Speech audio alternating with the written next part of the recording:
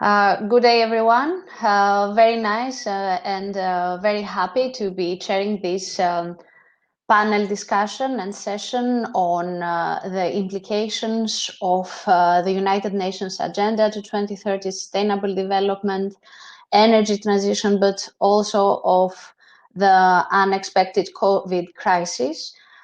In the labor markets and on core economic sectors like energy, resource extraction, and industry that are main employers in Central Asia. So while we heard about the European Green Deal and the United Nations Sustainable Development Goals, it seems that we have a lot to understand with regards to how these changes and how these transition shifts and sustainability goals will impact countries, regions, local communities, genders, and skills in the labor market.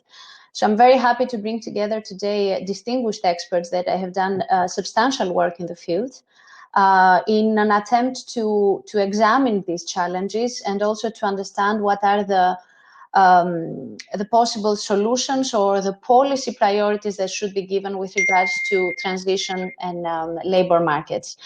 So let me give the floor to Elena Kalyuzhnova, professor from the University of Reading, and waiting forward to hear about the implications of COVID on the oil markets and whether this is going to be a permanent or a one-off phenomenon. Elena, the floor is yours.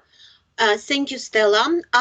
You could see my slides now and you could see my face, but in order to have quality presentation, I will switch off the camera and you would be able to enjoy better slides. So as Stella said, the topic of my presentation is about COVID-19 and its impact on oil markets. And I have to say, nobody knows what will happen because the crisis is still going. Martina, next slide, please. So when I was approaching this topic, Madina, can you switch the next slide, please? Yeah, okay. When I approached this topic, I was hoping to ask several questions which I was seeking the answers. And one of the question was that will oil demand return to the pre-pandemic normal, or will the outbreak hasten a peak in oil demand? Will patterns of oil consumption change? And basically, what will happen when we will be back to normal, or is any normal at all? Madina, next slide, please. So some experts are suggesting that the COVID-19 crisis accelerates what was already shaping up to be one of the industry's most transformative moments.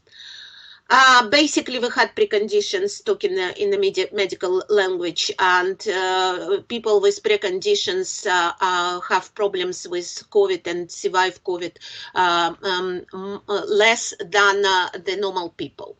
So oil market had a problem before, and focusing on the pressures placed on the industry prior to the crisis, it would be useful to look at the broader environment. What we see here that the long mega cycles of shifting demand and supply tends to have wide wings. Without doubts, the combination of demand disruption due to the pandemic, as well as excess supply, create a deep crisis for the industry. We could see the confirmation of this by three major forecasting agencies: the International Energy Agency, the Organization of Petroleum Exporting Countries, and the US Energy Information Administrations. They all agree that the world faces its biggest ever slump in oil consumption after governments imposed movements restrictions on billions of people to combat the coronavirus. So the scale of the demand hit means that despite producer implementing unprecedented output cuts, stockpiles we saw this year, and that is continuing. This unprecedented stock build will create an overhang that will suppress prices even as demand recovers, until it's drawn down and inventories return to more normal levels. But the question is what these normal levels could be. Over the whole 2020 and 2021, the volume of lost demand compared with the pre-pandemic forecast balloons up to about 5.4 billion barrels, which is equivalent to entire proven oil reserves of Mexico. And you could see on this graph this dynamic. In addition, the decades-long upward movements in crude oil demands has been undermined by a repeated pattern of declining oil intensity of GDP. It's a relation of oil consumption to GDP, which is followed a brief and incomplete recovery in which intensity did not return to its pre-decline levels, and that's not making the situation easier. The oil industry of the global economy been declining since the 1980s and in 1990s, mainly in non-OECD countries, as well as in some OECD countries. Next slide, please. The unprecedented collapse in oil demand has required a similarly unique response from oil producers, who simply could not keep pumping at pre-pandemic levels and rates without filling all the available storage capacity for crude and refined products.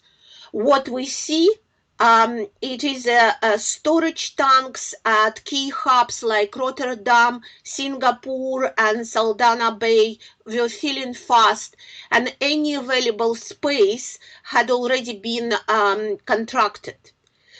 So the industry was forced to turn to the more expensive option, maybe not desirable option, of storing oil in tankers at sea. Oil analytics firm Vartexa, as you could see from this graph, estimates that the volume of crude oil in floating storage soared to more than 180 million barrels, over 3 times its average level in 2019, as oil demand tumbled. That will start to draw our oil out of stockpiles, but the overhang is huge. And the volume of crude oil stored in tanks rose to more than 200 million barrels by the middle of June. Next slide, please. What we also see, if pandemic is not enough for us, we see in April 2020 the world oil prices making history. What happened that US West Texas Intermediate crude turned negative for the first time in the 106. I'm sorry for interrupting. I think there's a difference between the slide and what you're saying. I think you go back one slide. Next slide, Madina, please. No, one before. I think you're talking about the oil prices, and they're now ready one further. Okay. We need a slide where it said West Texas Intermediate crude price. Can you see it now?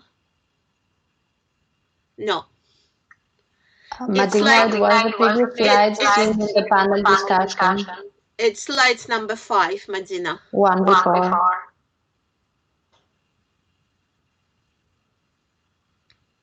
No.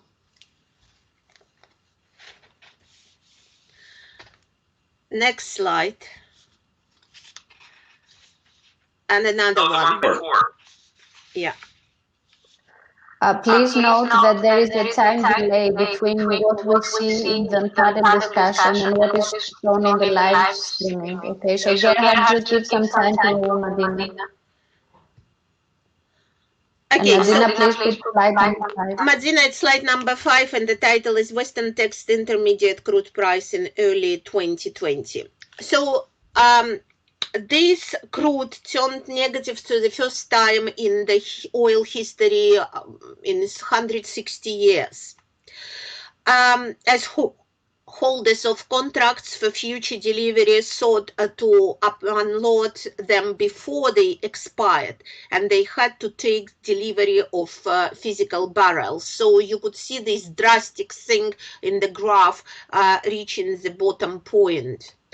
So global financial markets have been hit severely by this dynamic, by the collapse of oil price. Two serious shocks, the collapse of oil prices 2 months after the onset of the COVID-19, as well as the unprecedented decision by Saudi Arabia to offer a record price discount of as much as $13 per barrel against regional benchmark to their main customers, sent worldwide stock markets into free fall. So that is a drastic situation, and if you think that's it, it's not it.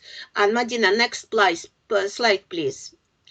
The COVID-19 made its own negative impact further when travels, any kind of travels, road, rail, sea, air, were restricted. Individual behavior changed, and that took place partially as a result of individual choices, but also by the response to government-imposed restrictions on movements and economic activity. While I'm speaking, British government is closing many areas in Britain now, and we were told that we are not allowed to travel to the regions which have a high COVID cases at this moment. The government also is not recommending to use the public transport. All this is making new normal, working from home, not using travels, not doing international travels, and that is definitely producing the negative results on the commercial air traffic, and you could see from the data from Flight Radar 24 on this graph that basically it was almost the collapse of all travels at the top of the pandemic. However, since some areas or some countries became, I wouldn't say COVID-free, but at least, you know, liberated from COVID in some sense, it was the dynamic showing sort of standing up. However, it was still down about 60% from the pandemic level. Next slide, please. One of the biggest questions in this respect would be not what's happening now, but what we could expect with the travel behavior, how quickly we would return to the pre-pandemic level, or would we return to pre-pandemic level when the restrictions will be lifted. Congestion on Chinese city streets rebounded quickly after lockdowns. But what is interesting, the congestions even suppressed pre-lockdown levels as people became more wary to travel by public transport, and they start to use private cars. But high-frequency journey time data from TomTom, what you could see here, traffic index, show that the return of congestion is not uniform. You will see this in some cases, definitely things which are happening in some areas, and in some areas they still struggling to come up to the normal. Next slide, please.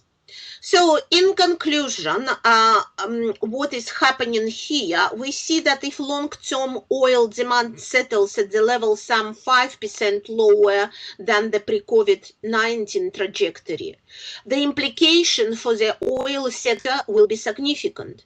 Investment in the oil projects needs to provide the production capacity in the coming decades, and they are not have been made. Oil companies from the major giants like ExxonMobil or Shell to the small operators in the US shale patch have all slashed their budgets. What is interesting that Shell has cut its dividends for the first time since the Second World War. The combination of lower oil demand and green post-COVID-19 stimulus packages could transform the energy landscape. Germany, for example, has committed 130 billion euros to pandemic recovery, with around 30% to be spent on activities that will cut emissions.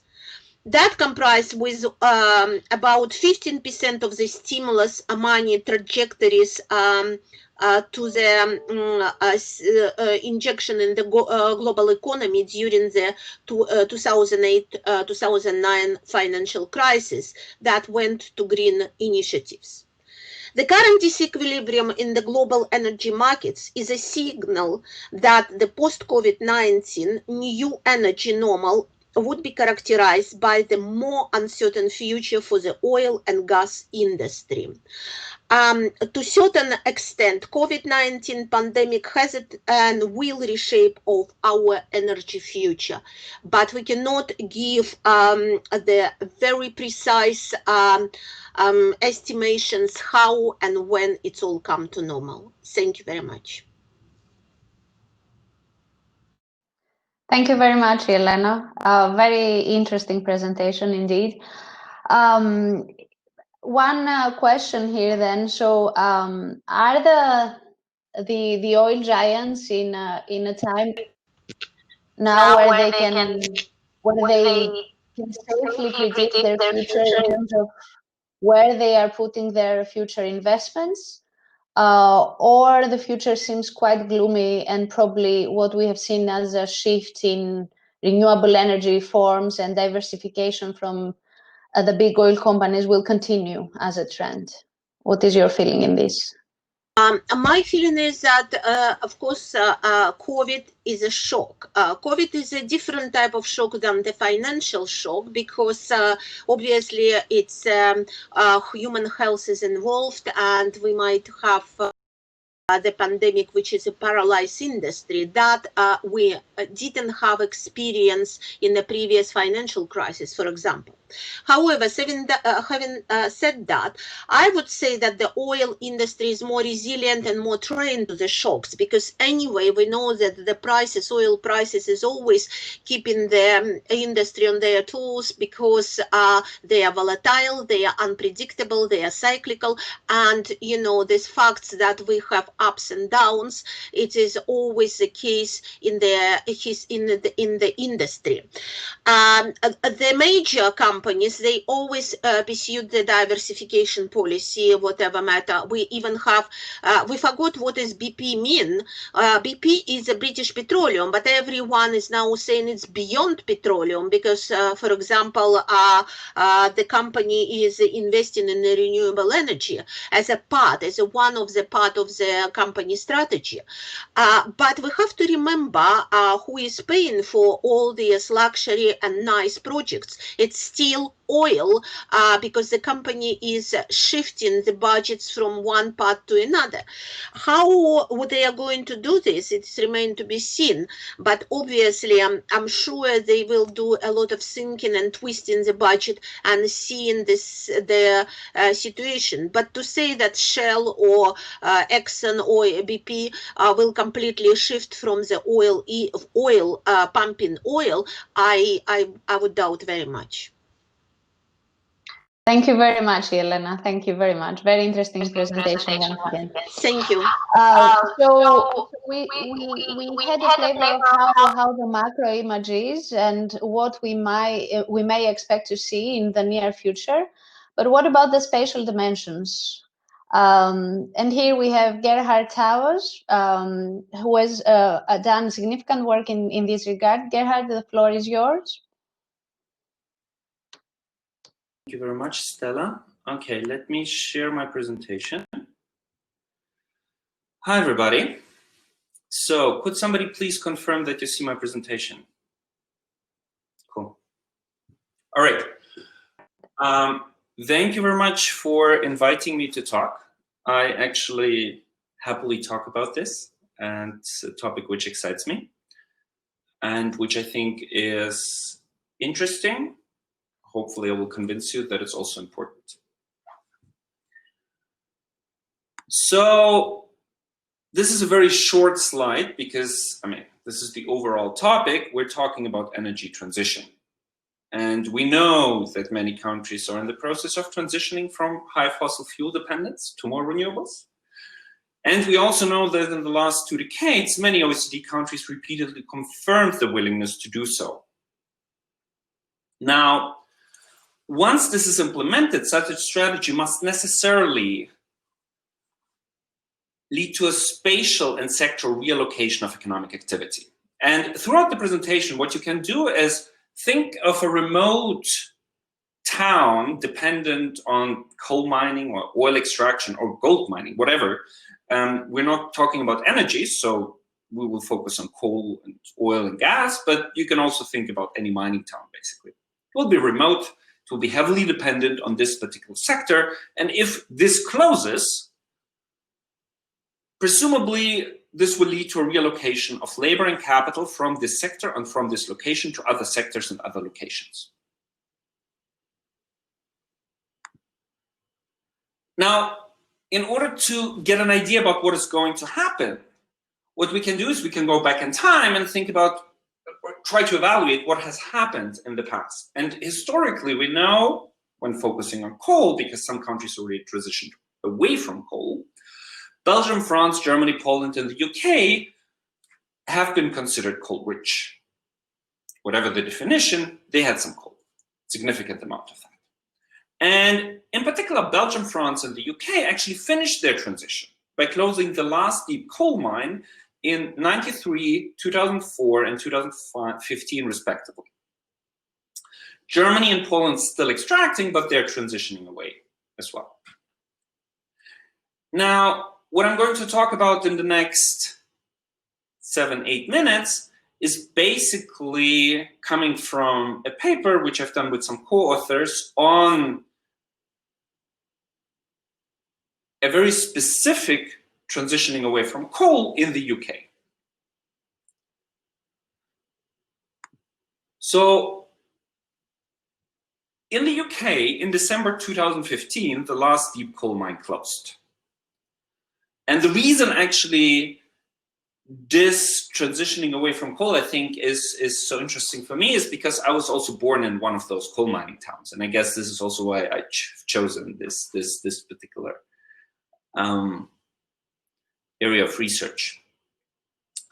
What was specific about this transition? Well, politically, in 1984, Margaret Thatcher famously declared war to the labor unions and essentially within 10 years nearly completely destroyed the coal industry. So this transition was very, very fast as opposed to many other countries and many other transitions which happened more gradually. And employment fell from almost 240,000 workers in 81 to around 60,000 workers in 91. And to the best of my knowledge, this is actually the fastest deindustrialization process in the developed world when focusing on one specific industry. Graphically, it looks something like that. So on the x-axis, you have time. On the y-axis, you have the number of pits depicted in the blue dashed line, or the number of workers in thousands, as shown on the red line. So essentially, between 81 and mid-90s, most of it was over. So you got rid of all the workers and you closed all the mines. So what we're going to do is we will simply ask a question. We will simply ask the following question. What are the economic consequences of an industry-specific collapse, such as coal, on labor markets and communities? And theoretically, we can already structure our thoughts in a very simple framework. Typically, what we expect to happen is people will be laid off. And if they're reasonably mobile across space, they will move away. So the city, which is affected, will become smaller. What we also can expect is a drop in wages, because people have less money. Some are laid off, so they lose their wage completely, but also on average, on aggregate, the community has less money, so they spend less on services, so the wages in the service sector drop as well. So people who work as waiters, who work as cleaners, they also experience a drop in their wages. If they stay, they need to move away from the coal mining to other industries, and typically, in most cases, this will be manufacturing. These three are economic components, but there's also a social component. These communities lose purpose. This is very destructive to the community as a whole. So what you also see is a decrease in the probability that people get married, a decrease in the probability that people have kids, the share of educated workers drops. So there are many other social components beyond just those very specific economic components is affected and deteriorates. And this is still work in progress, but I'm happy to discuss this. Technically, what we essentially do is we identify the coal mines in the UK, which were active in '81. These are the red dots on the slides you're seeing.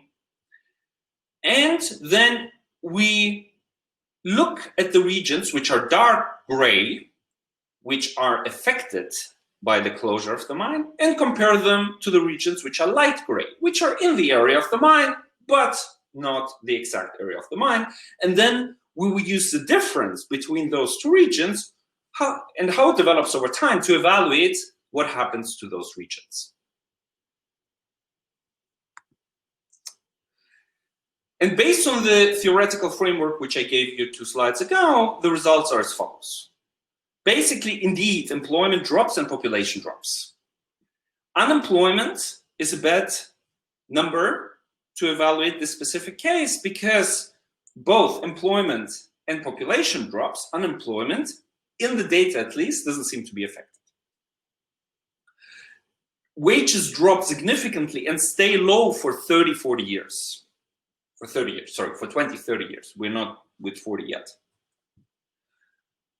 Workers indeed relocate, and if you're familiar with the Dutch disease, what we experience here is a reverse Dutch disease. So people move away from mining and go into manufacturing because manufacturing starts benefiting from this negative labor demand shock. So it absorbs the laid-off workers and benefits from this because it needs to pay them a lower wage because the miners are willing to go there. And hence can expand, as opposed to deteriorating in the case of Dutch disease. And then again, let me emphasize, it's more than just economic components. What you experience is a loss in identity of communities and people. To give you a very specific example, coal miners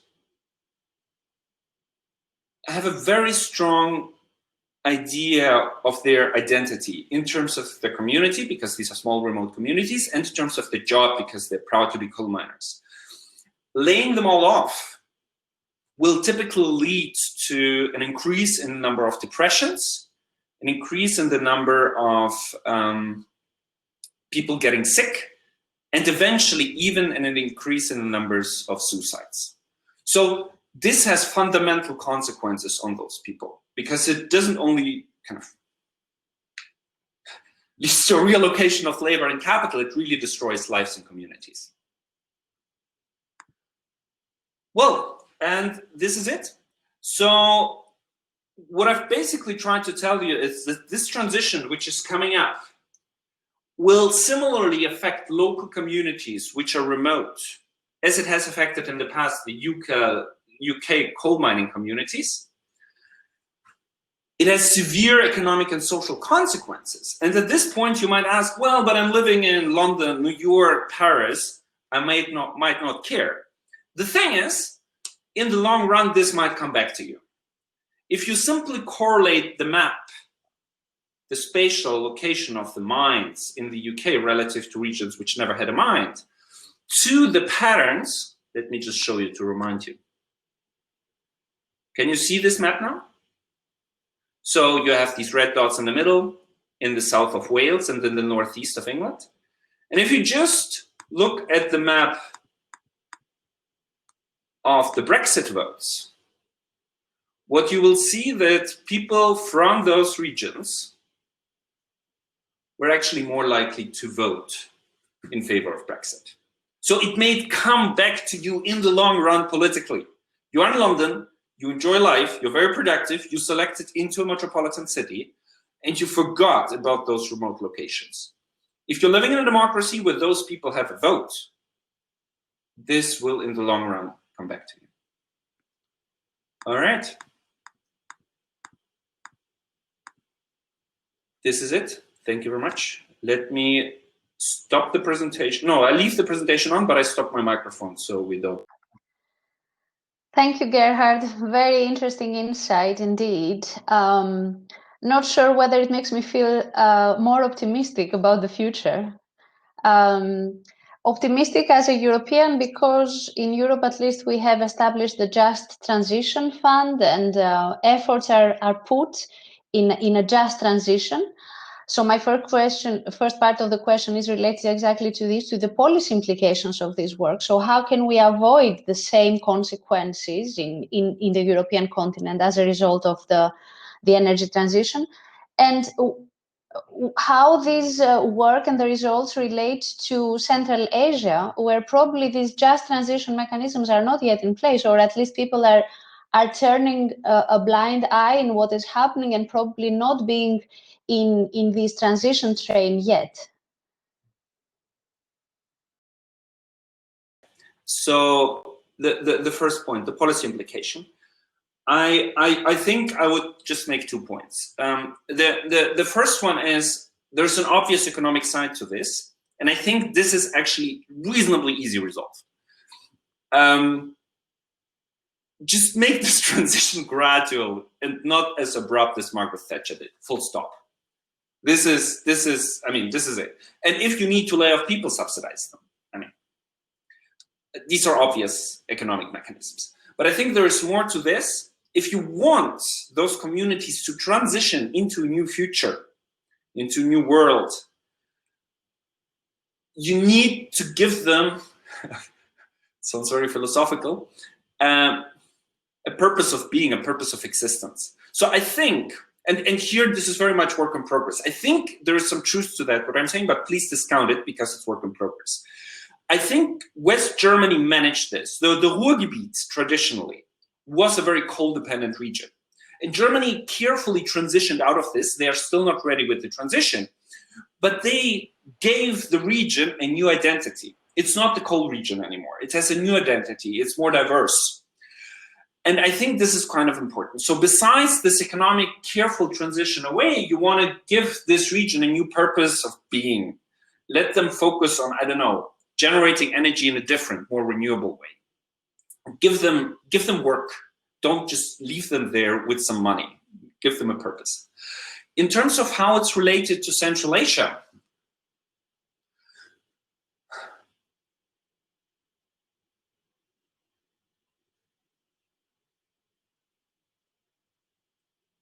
Kazakhstan, and I will talk about Kazakhstan simply because I'm more familiar with this. I do not know to what extent this will be true for the other countries, mainly because they're less large.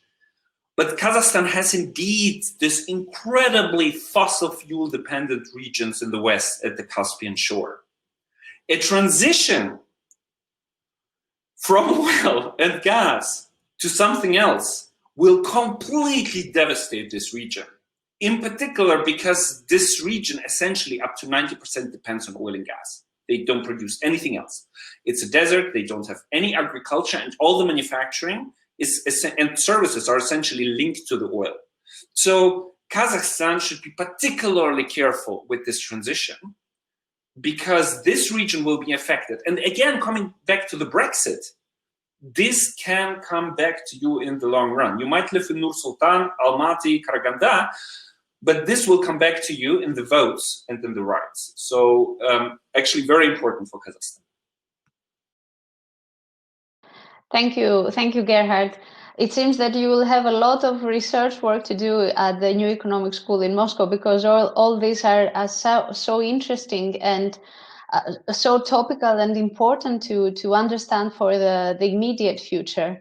And you pointed correctly that we stand here in a point where we need to choose between timely, fast action, but also slow enough transition so as to allow for the socioeconomic policy problems not to emerge, at least at the level and at the depth that we have seen happening in the past. Thank you very much for this, Gerhard. But this presentation gives me a very good introduction for the next presentation in our panel from David Dharish, Associate Faculty at the SIM Global Education in Singapore. Because we are talking too much about energy transition, Green Deal, and sustainable development goals that seems to be a policy priority in the Western part of the world, and especially in Europe. And of course, these are important trading partners for Central Asian countries. But might we consider that Central Asia will look eastwards? And might this transition be an opportunity for exploring new trade exchange routes, socioeconomic, new socioeconomic links? So the floor is yours, David, and we wait forward to explore this kind of moving into different directions consequences of energy transition. Thank you, Stella, for introducing the presentation. So yeah, let me just share my slides, and I'm going to turn off my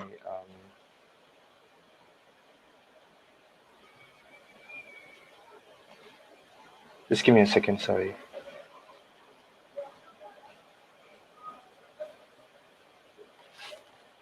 Okay, I hope you can see my slides. Yes, we can see your slides there. Okay, great. Okay, so the motivation for me to do this work is essentially because I work on renewable energy. I was just working on a paper on renewable energy in Central Asia and in the ASEAN. But then I realized there are certain trends in terms of energy cooperation and the geopolitics, geoeconomics of this. So it was in that motivation that I started this project. And then I also co-opted alumni from the NU's GSPP school who did a master's to cover Central Asia for me. So she's covered Central Asia for me. Okay, to get into the presentation. Let me just start off with the background. So as Stella just mentioned, this is more about looking at the kind of cooperation that's been going on, which has not been towards renewable energy, but it's moving. So we are basically our work is a bit futuristic in that sense, in the sense that we are trying to see what are the opportunities that exist for these two regions to cooperate more, especially for energy, and especially within that for renewable energy. So just to give you a background for South Asian, just the economy and the energy nexus. South Asia is growing rapidly, and we all know that it's one of the most densely populated and the most populated as well, so, which drives energy demand. And it's starting off from a low energy demand. So that means that the demand for energy will just keep growing in the next decades. If not in this next decade, where we do see definitely that energy demand is going to grow rapidly. We also see a positive trend in private sector participation, so PPPs in renewable energy, especially in hydropower so far. But then that trend is over the last 3-4 years, according to another study I did, it has been rapidly increasing for solar power, especially while wind power also had its turn maybe around early 2010s, but now it's just shifting towards solar power. And within the region, it's mainly India that's driving that trend. Of course, Pakistan is also right behind. There are challenges in the coordination and things like that, which I won't get into here. But then obviously they are because of these countries are really dependent on imports, energy imports, and also because electricity prices are high and energy access is an issue. They are definitely in their long-term interest, they are shifting to renewable energy, but it's going to take some time because it does require a lot of investments and the technology and things like that. So obviously, I'm not going to. I'm just mentioning that here. For the Central Asian countries, it's quite different. They do have their excess. They have excess energy production through mainly because of gas and oil, and so renewable energy adoption is obviously slow because of that. But they're just like in South Asia, there are diverse groups. So 5 countries in Central Asia, 8 countries in South Asia. So given that gas is abundant, the transition will first be through gas and then later on to renewable energy, and that is also similar in South Asia. So there is a match in the short term where gas imports will have high demand in South Asia as well. So the crucial determinants of renewable energy market in these regions is essentially because of limited public finance and the lock-in as well in terms of all these countries already having a large coal based production and gas-based production as well. We all know that even Pakistan and Bangladesh also are excessively reliant on gas.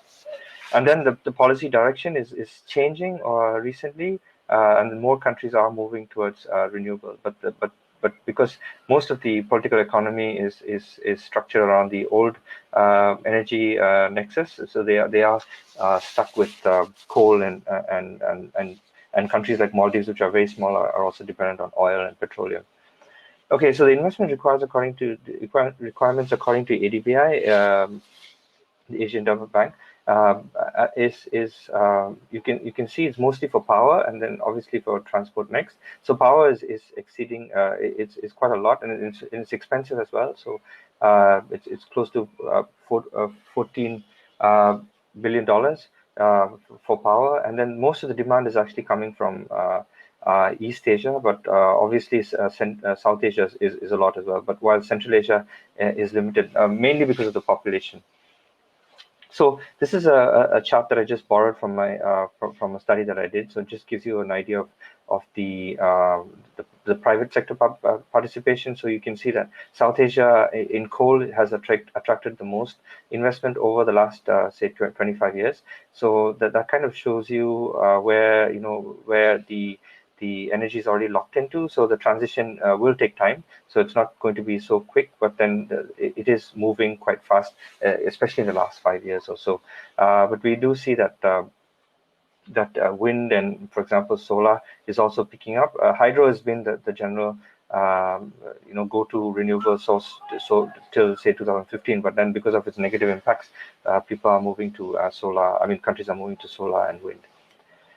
So in terms of the study method, it's more political economy. So we're just looking at it's more inductive as well. So we're just trying to see the economic structures and the political structures within these countries, and then seeing what already exists, and then trying to see if what are the potential for cooperation in the future.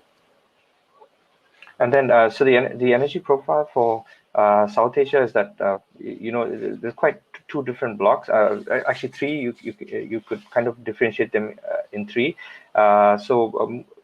India is more reliant on coal, but it's also aggressively investing in solar. So by more than 50% of electricity generation is expected to be through renewables by 2030. They got a very aggressive policy of, I think, generating say about 450 megawatts of power through renewables by 2030. And then while Bangladesh and Pakistan, with considerably large populations, are dependent on gas and Pakistan coal as well. But they are also they've been slow. But I think Pakistan has got more investments, which I'll cover later on. But into renewables, I do see that, for example, the smaller countries and these 2, Bangladesh and Pakistan, also having a lot of hydropower, which is mostly built the last 20, 30 years. So that still exists as well for them as a source of renewable energy. So the smaller countries are completely more reliant on hydro, which is also similar. This is something that's similar. I'm just mentioning this upfront to the smaller countries and the poorer countries in Central Asia as well. So that's something that is quite similar across the board, which is kind of an interesting another topic to actually do research on.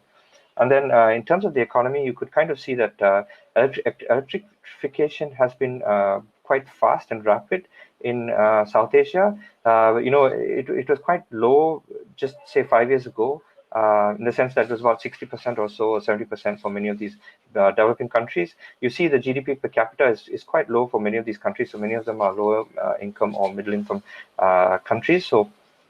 So the energy demand and as economic growth takes off, the energy demand is going to rise rapidly. So that's the main message out of this. Electrification is high, but that doesn't mean quite much, because 250 million or so people don't have access to electricity. And if you see the power, you can see it's pretty low. So for example, it's like this is kind of old data, but Afghanistan is the lowest there.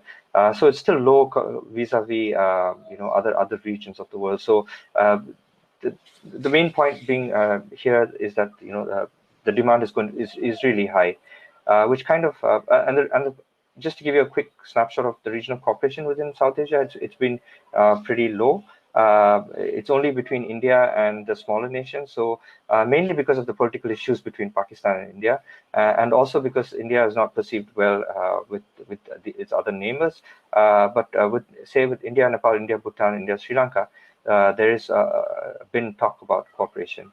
So there are a lot of challenges. These are few. I can share my slides if anybody's interested to know more. But I'm just there are a lot of challenges, but underutilization of resources, lack of diversification of fuel basket, which the countries are trying to change now. Then there's abundant resources, RE resources, but still policies need to be implemented, especially for the smaller countries. I think India, other than India, the speed has been slow. And then really, dependence on imports.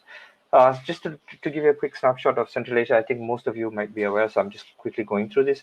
So here as well, there's a trend that the larger countries, which are energy rich, have been dependent on oil, gas, and coal, while the smaller countries are dependent on hydroelectric. But they generally have excess energy, so they do export this. They do have challenges such as aged infrastructure. There's a huge potential for development of solar and wind, but apart from, I think, Kazakhstan, it's been quite slow. There's large investment in Tajikistan, and so wind and solar, and essentially renewable energy is still underdeveloped. So there's a huge potential there, and I think groupings like CAREC, for example, are trying to get more investment through private sector, and that's another study that I did as well. So it's been low, and then the main constraints have been, obviously, because they're already dependent on what they're naturally endowed with. So they don't have the need right now, but they are aware, and they do have the policies are being put into place, but it'll take time for them to move towards renewable energy. So this is just a quick snapshot of the economic and electrification rates, but you do see here as well that the smaller and the poorer countries have less power consumption as well. They're also energy hungry in that sense for renewables. So I think that would also be a huge cooperation in the future. After gas, after the phase of gas in the intermediate phase, where South Asia might be able to, say, share technology or investments or even private sector collaboration with these countries. So there are a lot of challenges for Central Asia as well: lack of diversification, obsolete equipment, which I already mentioned as well. And there's work on a common a Central Asian power system, which was there before during the Soviet Union, but is kind of the countries want this back again for better sharing as well during shortages, especially for the countries that are dependent on hydro. So the regional electricity cooperation is still it still has to take off from what it was before. But in terms of both these regions, there are a lot of cooperation in terms of especially between Central Asia and the western part of South Asia, which is basically Afghanistan and Pakistan. So there's the Central Asia South Asia power transfer network, which is which is kind of existent but not completed. Mostly sharing electricity with Pakistan and Afghanistan, where because of the countries unstable, they do depend on imported electricity. So there's also the gas pipeline, the TAPI, and also the two-tap Turkmenistan, Uzbekistan, Tajikistan, Afghanistan, Pakistan power transmission project. So the reason why I'm mentioning this is because there are existing networks of, say, gas pipelines and also transmission lines. This is important in the future when renewable energy becomes a source of generation. Then they can tap on to these kind of existing infrastructures for transmission. The problem obviously is political as well, because of it does not reach India as much. But then there are, I think, over time, if the Energy Corporation takes on, and there is a lot of scope here to also, especially because there are like a mix and match of good relations and bad relations. So India and Afghanistan and say India and Central Asia have good relations, while Pakistan also has good relations with many of the, with the Central Asian countries for energy, imports and things like that. But so there's a huge opportunity for cooperation, especially electricity and gas for now. But obviously, gas is not renewable energy. So in the future, it's more of how this is going to pan out.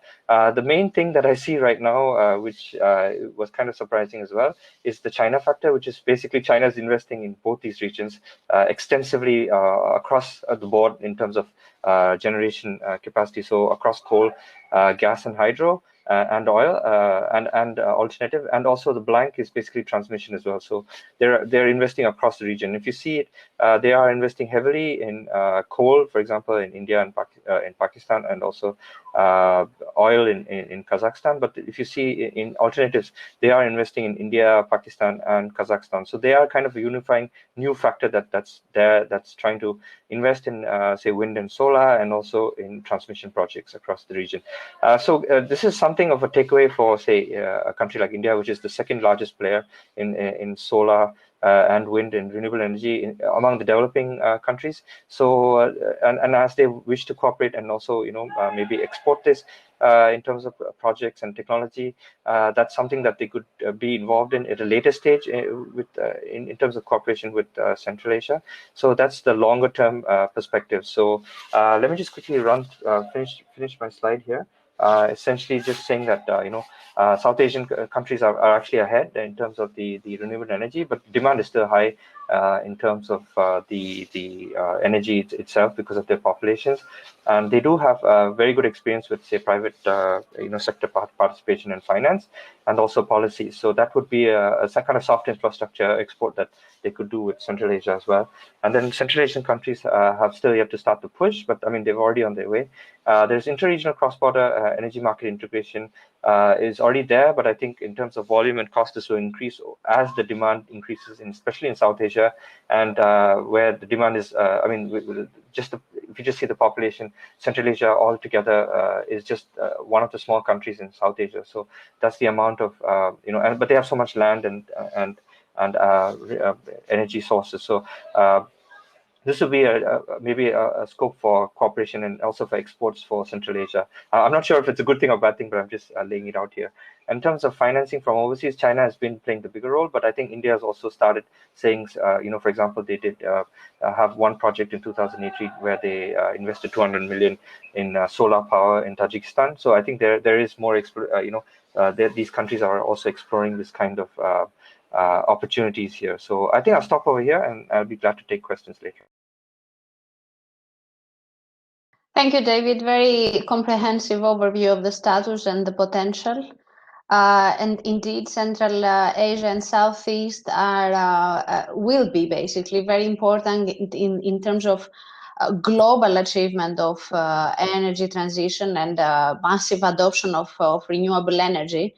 My question here would be related to what is the level of readiness of the local producers and the labor force on the ground to address these increasing investments in renewable energy? Are the skills and the capacity there, or is this a new challenge that Southeast Asian countries should address immediately? Yeah, that's a good question. So listening to the previous question, that made me think as well. But then the issue with South Asia is that, they're just building their capacity right now. So whatever capacity exists with coal and hydro and all that has been still limited. So they're actually doubling. They're thinking of doubling their capacity for the needs in the next 10, 20 years. So that means that the new capacity, if it moves to renewable, they will just be directly in that in the new systems. And then, for example, in India, I mean, I don't know, I would still need to look at the other countries for labor because I'm not focusing on that. But then, just to give you an idea, the renewable energy ministry is also connected with labor. I mean, I think it's called jobs and renewable energy and something like that. So it's like 3 different ministries put together. So they are, I think, also training and providing that kind of manpower. But obviously, there are also concerns, like you mentioned, which is, for example, right now they're also dependent a lot on, say, for solar, on foreign technology, and also imports from China. So, but recently that's also trying, with COVID and things like that, with supply chain issues, they're also trying to change that and make that in-house. So they're increasing taxes. So obviously the trade issues are also coming in. So that's something that'll be interesting to look at, and I think it's a whole new area of research as well. So yeah, that's a simple answer to that. But I mean, there's a lot to be done there as well. Thank you, David. And it's not an easy answer and an easy question to address, but thank you. Very, very insightful work and replies. Just a reminder here to the audience that you can put questions in the question and answer panel, and a reminder to the presenters as well to check the Q&A. Very interesting questions there. And as we see so far, we're talking about the structural change taking place, and of course this will impact on the unemployment level, and especially in the structural forms of it. And I think we will have a very nice input here from just a second, I cannot attend. Iftikhar Lodhi, assistant professor at the Graduate School of Public Policy at Nazarbayev University, is working on this subject. So we wait forward, Iftikhar, for your insights on the impact on structural employment of energy transition. The floor is yours.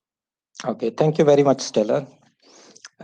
Just to note your head, if you can hear me and if you can see my slides.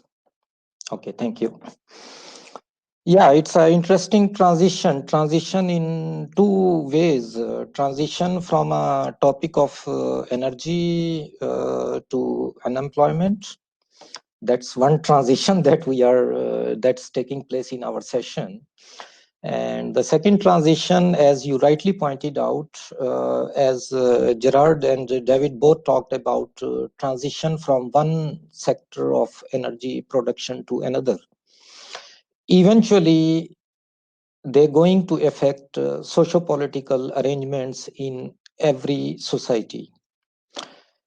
So the issue I would like to expand on, not just energy transition, but overall lot of transition in developing countries, and to a certain extent developed countries as well. They are going through economic transformation, and that economic transformation has its consequences for socio-political aspects of public policy. More importantly than anything else, it has consequences for employment. So today I am going to talk about structural unemployment, which has been a quite controversial issue for quite some time. And okay, so I will first try to explain what is happening in terms of economic transformation, what is unemployment, and what kind of unemployment I am going to talk about, which is structural. What is its consequences for labor market and social policy reforms, mainly developing and transition countries. But of course, developing and transition countries always looking up to the OECD experience, and they try to draw some lessons from that experience. So I will discuss that. And what has been the experience of Asian tigers, so to speak, I mean the advanced Asian economies, and what can other Asian and non-Asian developing and transition economies can learn from that experience. So let me start with what is happening on the economic front. And I am not necessarily talking in the context of post 2007 financial crisis world. I am talking in general, but more specifically in the post Cold War world, where we have a heavy march of neoliberal reforms, Washington consensus, etc. And what has been happening across developing and transition countries, there have been two kinds of economic transformation. One is largely agricultural economies have been transforming towards industry, manufacturing, and further towards services. And within industry and services, the traditional manufacturing is replaced by modern manufacturing. So if other countries were engaged in, let's say, heavy industry or automobiles, they are moving more towards value-added, high-tech kind of manufacturing. And same with services sector. Many of these developing and transition countries had service sector, mainly tourism, hospitality. Now they are moving towards medical tourism. They are moving towards financial services, etc. So from one particular agriculture to industry to service, and within industry and services, there is a transformation in terms of sectors and products. Now there are two kind of countries that we can identify. One, those who are already embedded in the value chains, and those who are trying to join these value chains. And most of Central Asia falls into the second category, and most of the other Southeast Asian countries, they fall into the first category. So we need to keep that in mind. The third point that I would like to make is there is a quite confusion generated by various think tanks, various scholars and researchers like me, where we tend to convolute the two very distinct concepts of competitive advantage and comparative advantage. And this particular point becomes very, very important when under the, let's say, IMF and World Bank, every country is trying to diversify and trying to develop some kind of a competitive edge, while completely forgetting the economic fundamentals of comparative advantage, are 200, 300-year-old economic concept. Somehow everyone is getting forget that message. And everyone wants to be a fintech and high-tech competitive economy without realizing what are their comparative advantages. Next, there are three kind of unemployment that we are witnessing. One is, of course, cyclical, which is a result of economic downturns. The other is frictional, which is largely a result of mismatch between the markets that match and place employers and employees. And finally, structural employment. On structural employment, there is a debate what constitutes structural unemployment. I will try to simplify my theoretical analytical concept here. I will call all kind of cyclical and frictional unemployment that last more than 6 months to 12 months. Both of them can be called structural unemployment. If you are not getting employed within 6 months, 12 months, then it is likely that your skills are not employable in the given situation. And if as a result of economic downturn, you became unemployed and you cannot get employment even after the economy has rebounded, you can't call it really cyclical. It has become a structural, because more often than not, when economies rebounds from economic downturns, they show a significant amount of structural shift. So in a way, we would call anything more than 6 to 12 months a structural unemployment. And it does not matter whether it's cyclical or frictional. In my simplified way, people can challenge that analytical concept. Okay, so the main observation, and I will state some facts here. If you want to question my facts, please read my paper or ask President Trump. He is expert on answering factual questions. So if you wanna, so the one fact is the Phillips curve, the traditional notion that unemployment and inflation has a negative correlation. The higher the employment, the higher the inflation, and the lower the the higher the unemployment, the lower the inflation. This correlation has been a cornerstone of economic theory for at least 3 decades, 4 decades. Study after study since 2012 has demonstrated that there is no such relationship. In most developed countries, there is no relationship between inflation and employment.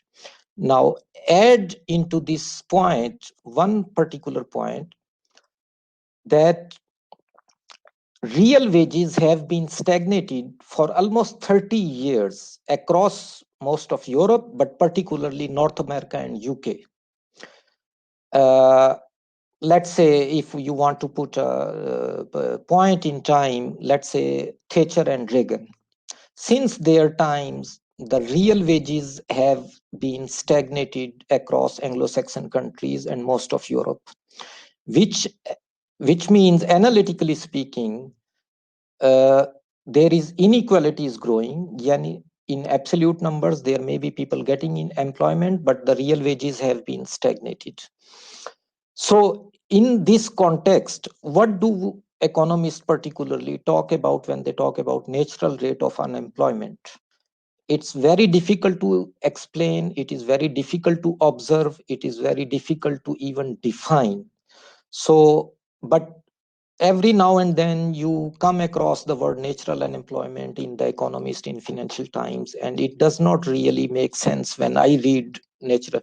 I have a very simple definition of natural rate of unemployment, which means as long as the speaking economist is employed, every rate of unemployment is a natural rate of unemployment. So I go with that definition. Okay, so here is a phenomenon that we call structural unemployment. If you look at the corner before 2007 financial crisis, the unemployment rate is not terribly high, and the job vacancy ratio is not terribly high. So you can call it cyclical unemployment, 2006, 2007, and later at 2008. And then you see, if you move along this curve, which takes a downward turn, the unemployment rate goes to 10%, then it goes to 11 and 12%. So far, so good, not a big problem. It can still be called a cyclical unemployment. But look what is happening after 2013 and 14. There are a lot of jobs as you move at the left top corner of the graph, and this graph comes from OECD countries. As you move at the left top corner of the graph, there are more and more vacancies opening in the economy, and yet the unemployment rate remains quite substantially high, if we can call 7-8% unemployment very high. So what has been happening in all these years, when Phillips curve has lost its relevance, when unemployment has become more and more structural unemployment, we can't call it any more cyclical or frictional unemployment. And at the same time, we have been witnessing liberalization of labor markets. There is no industrial policy, virtually no industrial policy anymore. Every country is focusing on competitiveness. There is no regulation of labor markets, so to speak, in most of the countries, leave aside few traditional European social welfare states. There is no more collective bargaining. There is no more right for workers association, hire and fire, pension and health, parental leave, working hours, etc., etc. So at one point in time, we are liberalizing labor markets. At the same time, we are retrenching social safety nets. So the unemployed cannot go anywhere for support. And at the third point, we are going through economic transformations because of energy or because of other reasons. So 3 points. Economic transformation is happening, making a lot of people unemployed. The traditional employment securities, leave, bargaining power, pension, health, etc., are being retrenched, and there are no more social safety nets. All of that becomes a socio-political, so to speak, ticking bomb. So The panacea that most developed countries have found over last 20-30 years is active labor market programs, and they constitute three main programs. One is training programs. You train the unemployable people and you make them employable, or you provide subsidies to employers to keep unemployable people on employment. You pay part of their salary, essentially you transfer it from taxpayer money to employers. The third program is match and place. So you match, people can't find employers, employers can't find employees, so you provide subsidized services. And fourthly, you directly, the Keynesian, traditional Keynesian solution, you dig holes and fill them up and you provide employment to people. So all of them have been tried in OECD countries. I have put them in rank order. The first preference for OECD countries is training programs. The second preference is subsidies to employers. The third preference is match and place. And the fourth, actually, it's not even a preference. Most OECD countries despise employment generation programs as a general move away from the Keynesian economics. So there is no conclusive evidence across OECD experience, hundreds and hundreds of studies done, that any of these programs are better than any other program. There is no conclusive evidence.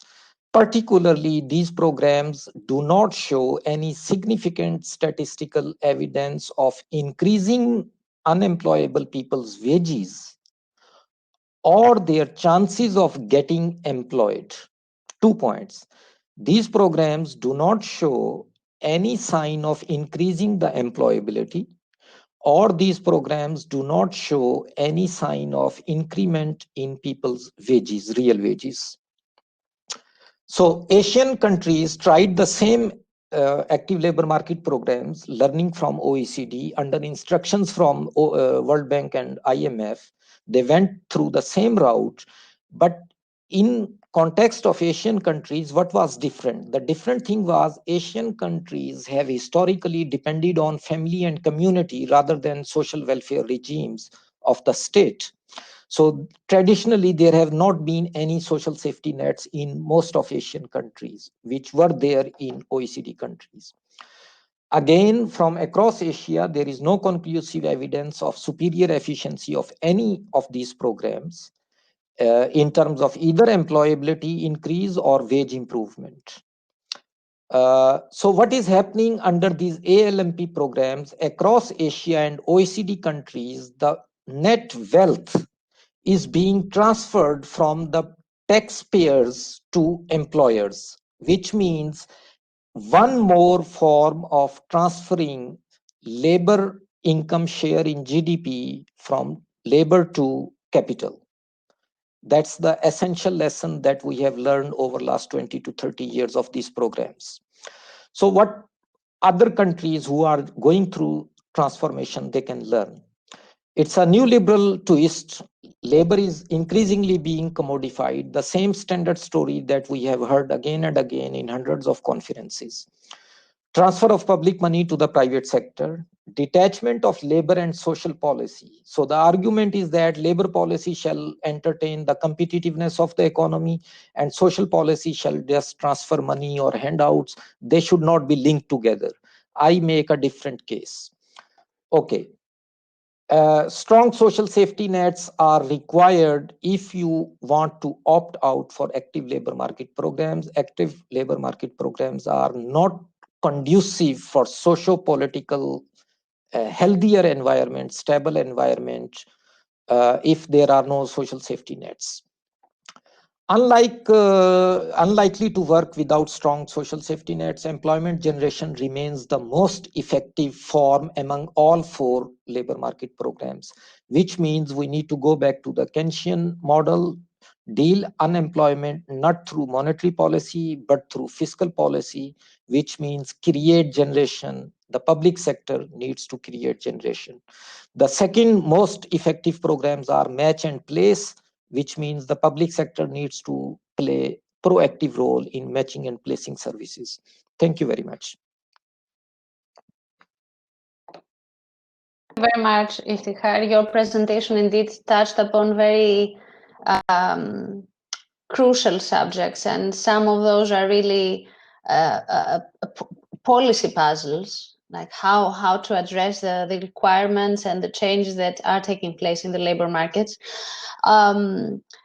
My question is related to whether there is any policy room in terms of education and training. So can we update the curriculum? Can we update the educational activities and training activities so as to be a step ahead of what is yet to come in the labor markets? Is there any room for such improvements in the education systems or not yet? Thank you, Stella. $1 million question. I have a very different take on this question, and a lot of my economist colleagues don't really like when I say that.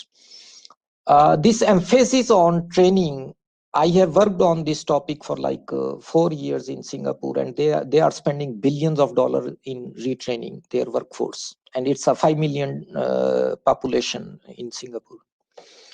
And I mean, that's first-hand experience from OECD. It's secondary readings. The problem with training programs is they help in generating small and medium enterprise employment, meaning that there is a cottage industry of training, what we call training industry, consultants. Now, we can compare the cost benefit, who is gaining more. But largely speaking, all these business schools from Ivy League universities in America and UK and Europe, they are running most of these training programs, which means the taxpayer money is being transferred to big business. Now, what is the benefit of that taxpayer cost? The benefit is that studies after studies have shown these training programs don't contribute in increasing employability. They don't contribute in increasing wages. So what's the solution? It is my personal take. Colleagues can disagree, and I would be very happy to argue with fists if you like. Okay. So the solution is what the Bologna process or the European Union has been trying to do formally, and what in America the market has been trying to do informally. A greater coordination, or let me interrupt myself and let me go back to the Soviet economy, what they tried to do. So in America it is happening informally through the private market, what Soviets were trying to do, and what the Bologna process in European Union is trying to do, and all three have been relatively failing, which is there needs to be a greater coordination between market and education sector. And at least all the developing and transition countries that I have studied, I see zero coordination between curriculum development and the industry.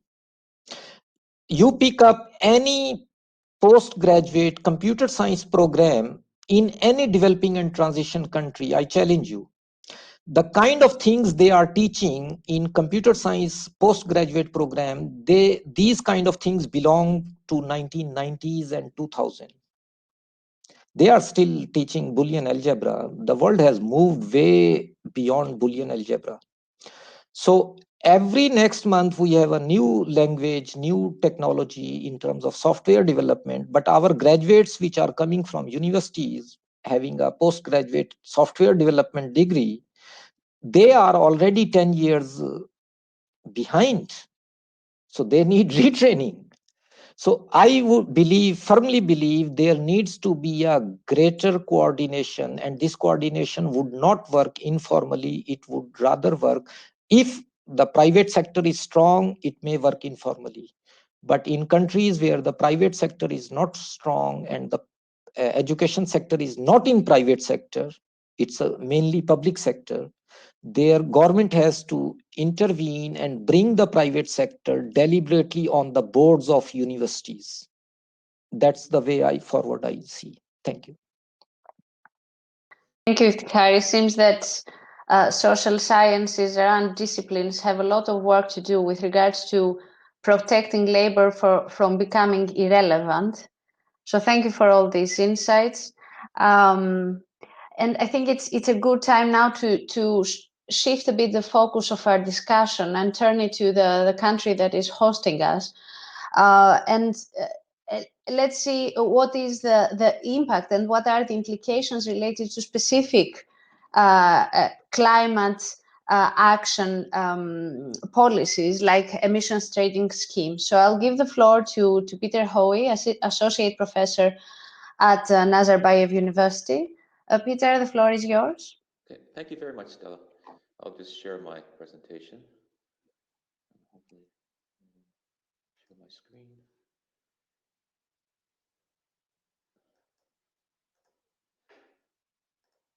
Did everyone see this?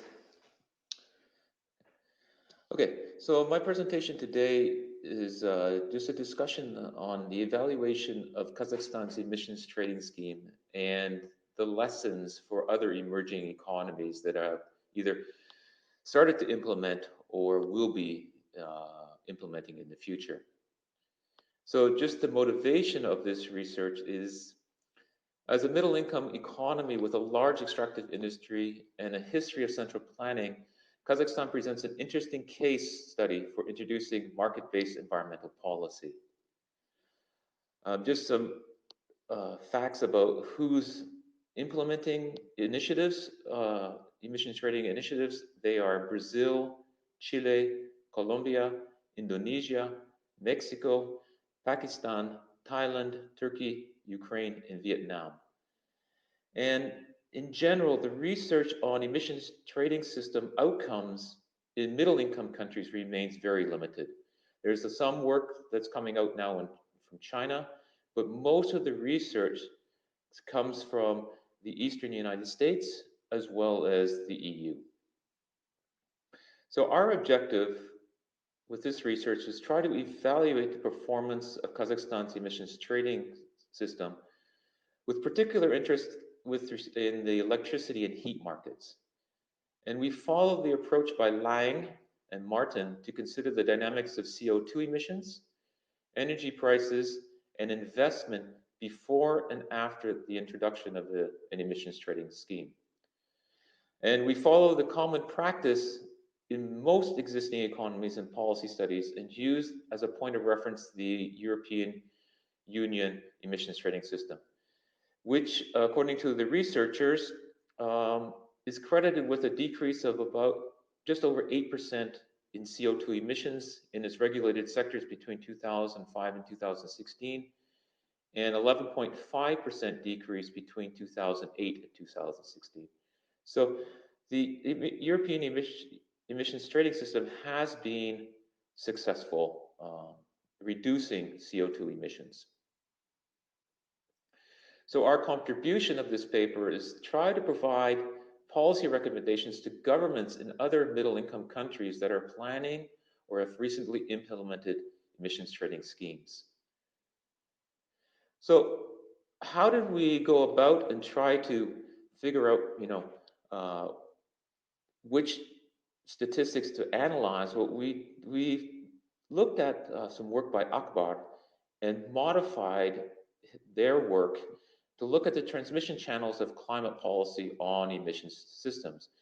And the sort of the left-hand side of the figure more or less shows the trying to marketize carbon prices and how putting a price on carbon affects emissions. And so first of all, you put a price on carbon, and as a result, the production costs at power and energy intensive industry increase. And as a result, output price of power and energy intensive industries will increase because there's a cost pass through. And also consumption of power and energy will decrease because firms will want to try to reduce costs. And by trying to be more energy efficient, carbon emissions will decrease. So that's one approach. The other approach is that a lot of energy firms in the middle-income countries are actually state-owned enterprises. So the government actually can affect the share or the share of fuel, input fuels immediately. And what they can do is they can actually mandate coal's share in power generation decreases. And they can also, and by doing that, what they do de facto is change the technology at power plants and energy intensive industries and by investment. And then there's an increase in energy efficiency, and as a consequence, energy intensity decreases, and as a consequence, carbon emission intensity decreases in the economy. So just looking at Kazakhstan with respect to GDP and greenhouse gas emissions, and this is million tons of CO2 equivalent. The line, which starts at 1990 and goes to 2018, the line is GDP at PPP constant 2011 dollars.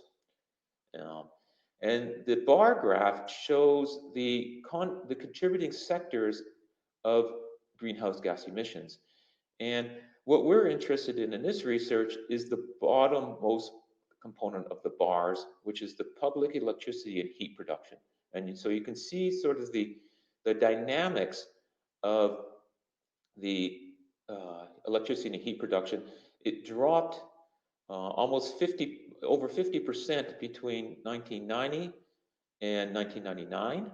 And then from 1999, it's grown by over 100% to 2018.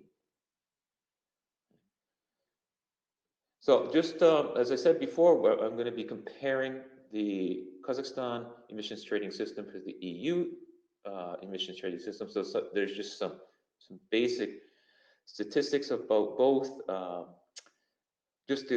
For people that don't know anything about the Kazakhstan emissions trading system, phase 1, which was a pilot, was in 2013.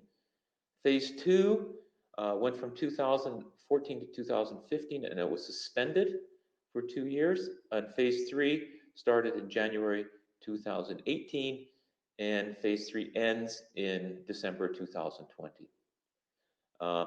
And then the EU, it started in 2005, and phase 3 is ending in 2020.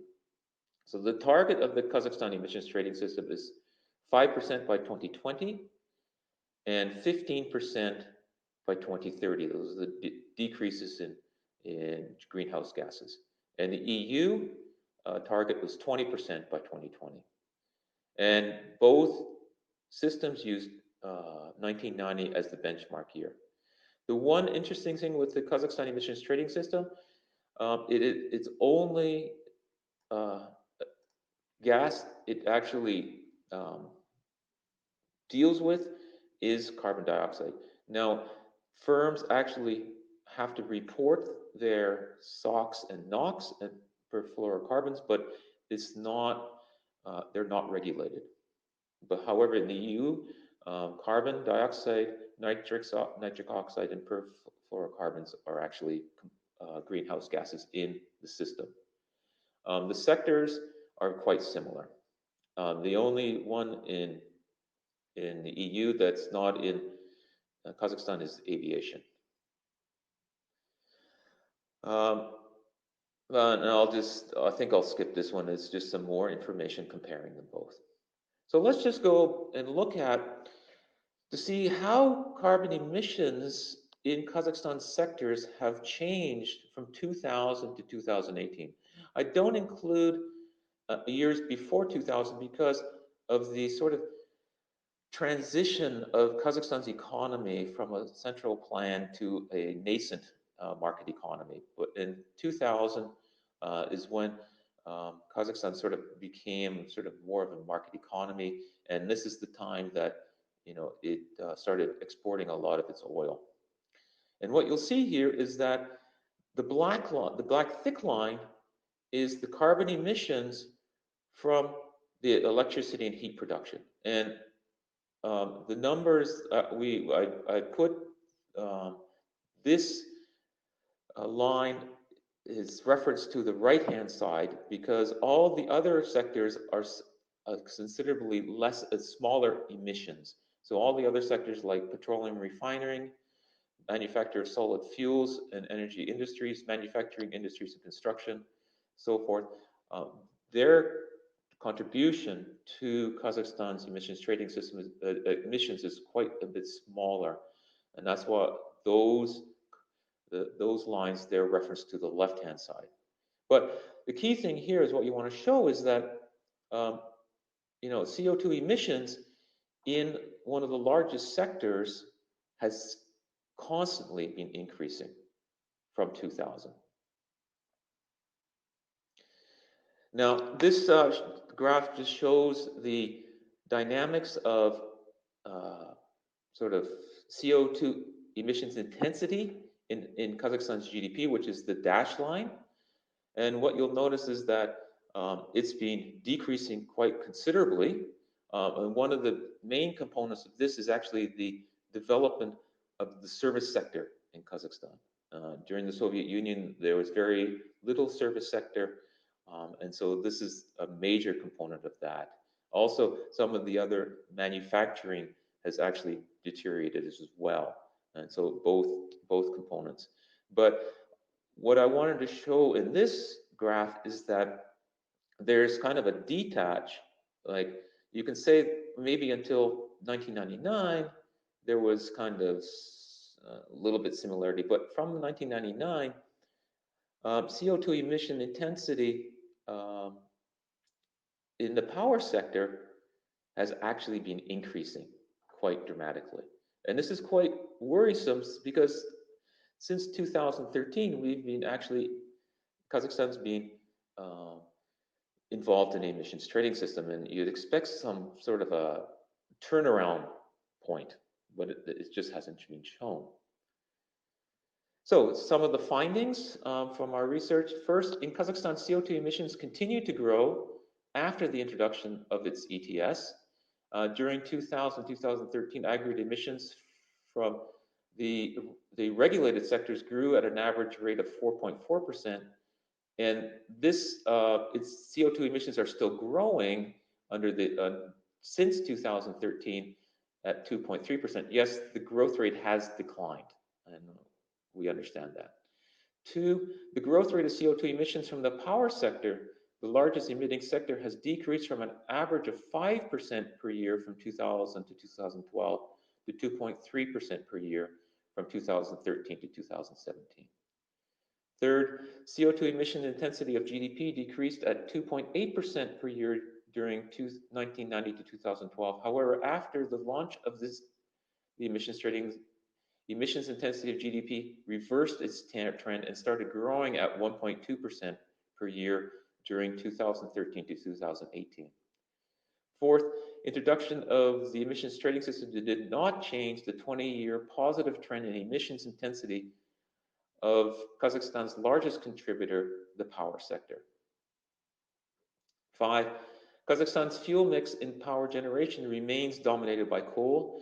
About 70% of power, electricity, and heat are still generated by coal. Six, during both phase 1 and phase 2, KES trading activity was extremely thin, as only 0.8 and 1.3 of the total allocated emissions were traded in 2013 and 2014 and 2015. In comparison, for the first 3 years of operation of the EU ETS, annual transactions were equivalent to almost 43% of the annual emissions cap. So the emissions market was poorly developed. 7, the volume weighted average price per ton of CO2 in Kazakhstan in 2014 was just below 80 cents, and in 2015, just over $2. In comparison, the average price per ton of CO2 in the EU ETS was just over 10 euros in phase 1, and just over 14 euro in phase 2. Finding 8, between 2010 and 2013, electricity prices rose faster than the general consumer prices. Real prices rose at an average of 5.5% based on electricity consumer price index. However, during 2014 to 2018, in 4 of the 5 years, electricity price grew at a rate below general inflation.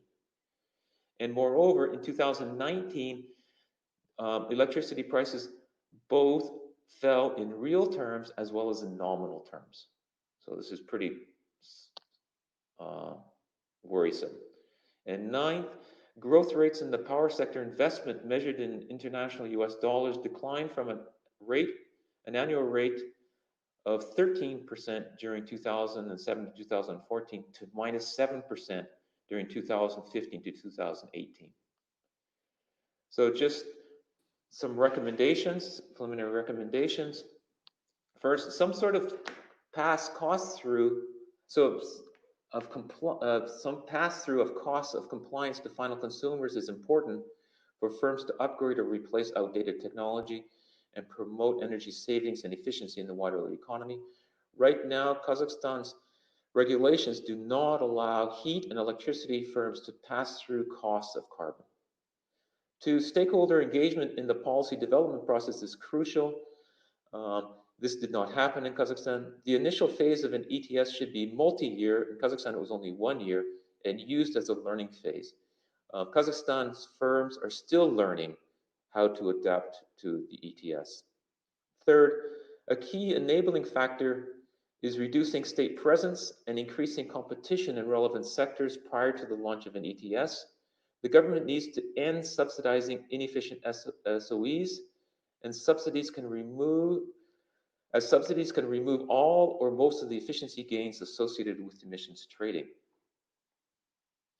And finally, incorporating risk contingencies are important for adjusting to changing macroeconomic situations, which may be particularly rapid and severe in commodity exporting-oriented economies.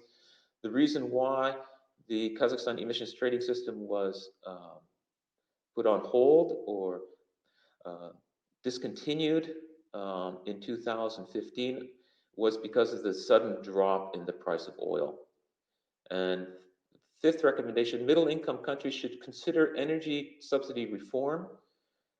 The gradual elimination of consumer subsidies for electricity and heat should start during the present period of low prices, as low prices reduce the immediate impact on consumers because of the effective subsidy is low.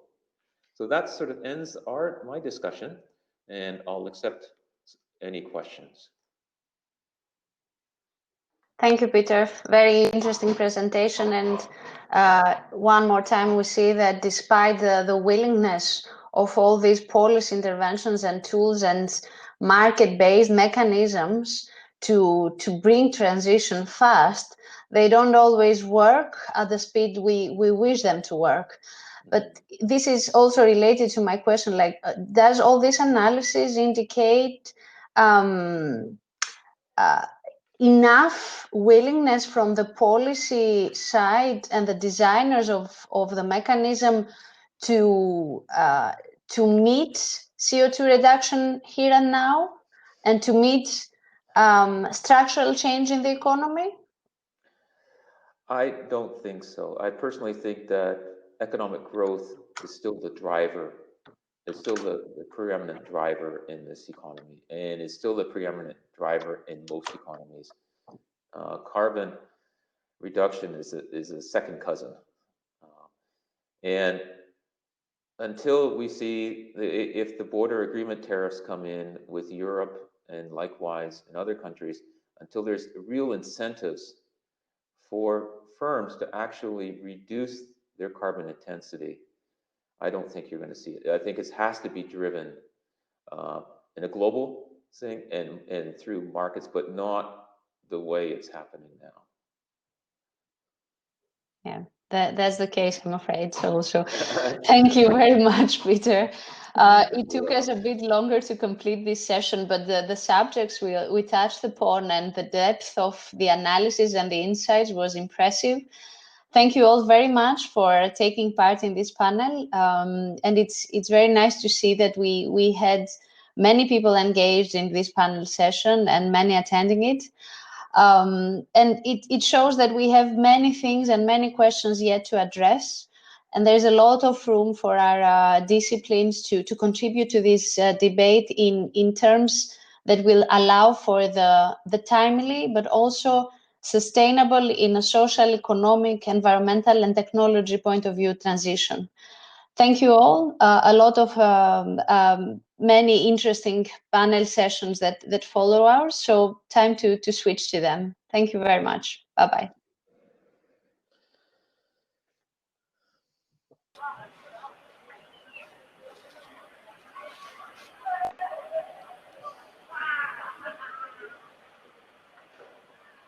Thank you, Stella. Bye-bye. Thank you, Stella. Thank you very much. It was really interesting. Thank you. And I Thank you apologize, all. I couldn't be here earlier because I was teaching. Thank you all. It was my pleasure to have you all in this panel. I think the work that you're doing is impressive, and we share many common interests and a lot of common research work going on. So let's keep in touch and explore these subjects and collaboration opportunities further.